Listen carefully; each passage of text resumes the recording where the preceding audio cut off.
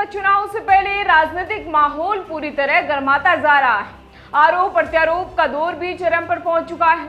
अभी चुनाव की तारीख तो घोषित नहीं हुई है, लेकिन चुनाव से जुड़ी चर्चाओं में पहले ही तेजी आ गई है। नमस्कार, मैं रेणुका चौधरी और आप देख रहे हैं द इंडिया वोट। बिहार विधानसभा चुनाव से पहले राजनीतिक माहौल गरमाया हुआ है।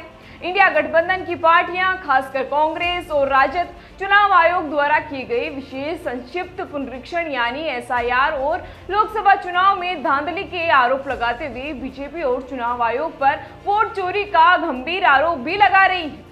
दूसरी ओर बीजेपी ने विपक्ष पर पलटवार करते हुए उन्हें घुसपैठियों का समर्थन करने का आरोप लगाया है। बीजेपी के केंद्रीय नेता अमित शाह और पीएम मोदी ने विपक्षी पार्टियों को निशाना बनाते हुए कहा कि वे उन लोगों को बचाव कर रहे हैं जो देश में अवैध रूप से रह रहे हैं और मतदाता सूची में शामिल भी हो गए हैं। इसी के साथ पीएम मोदी ने स्वतंत्रता दिवस के भाषण में भी जनसंख्या परिवर्तन और घुसपैठ को लेकर गंभीर चिंता जताई है, जबकि अमित शाह ने साफ कहा है कि जो देश के नागरिक नहीं हैं, उन्हें वोट देने का अधिकार भी नहीं मिलना चाहिए। इसी बीच कांग्रेस और राजद ने एसआईआर के विरोध में संसद से लेकर चुनाव आयोग तक मार्च भी किया और राहुल गांधी ने 1 लाख फर्जी वोट का आरोप भी लगाया।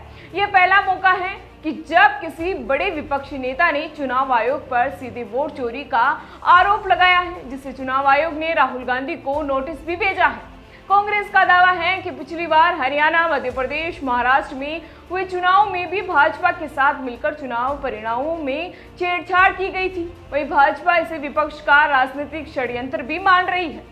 विपक्ष के नेता तेजस्वी यादव ने भाजपा के आरोपों को खारिज करते हुए चुनौती भी दी है कि एक भी ऐसा नाम सामने लाए जो एसआईआर में घुसपैठिया साबित हुआ हो। इसी बीच कांग्रेस ने सोशल मीडिया पर वोट चोरी के खिलाफ बड़े स्तर पर अभियान भी शुरू कर दिया, जिसमें मोदी सरकार और भाजपा को निशाने पर भी रखा गया है। राहुल गांधी 17 अगस्त को बिहार का दौरा कर मतदाता अधिकार यात्रा करेंगे, जिसमें वे 16 दिनों तक लगभग 1300 किलोमीटर का सफर तय कर युवाओं और मतदाताओं से संवाद भी करेंगे। राहुल गांधी ने इसकी जानकारी अपने सोशल मीडिया पर साझा कर दी है। इस यात्रा में तेजस्वी यादव, वामपंथी और अन्य इंडिया गठबंधन के नेता भी शामिल होने की संभावनाएं जताई गई हैं, जो इसे लोकतंत्र की रक्षा की लड़ाई भी बता रहे हैं। दूसरी तरफ बीजेपी भी विपक्ष पर लगातार दबाव बनाने में लगी हुई है। विपक्षी नेताओं के चुनाव जीतने वाले रिकॉर्ड खगाल कर उन्हें घुसपैठियों से चुनाव जोड़ने का प्रयास भी कर रही है। बीजेपी का कहना है कि कांग्रेस और उनके सहयोगी दल वोट बैंक की राजनीति में उलझे हुए हैं और अपनी राजनीति के लिए अवैध प्रवासियों को मतदाता बनाना भी चाहते हैं।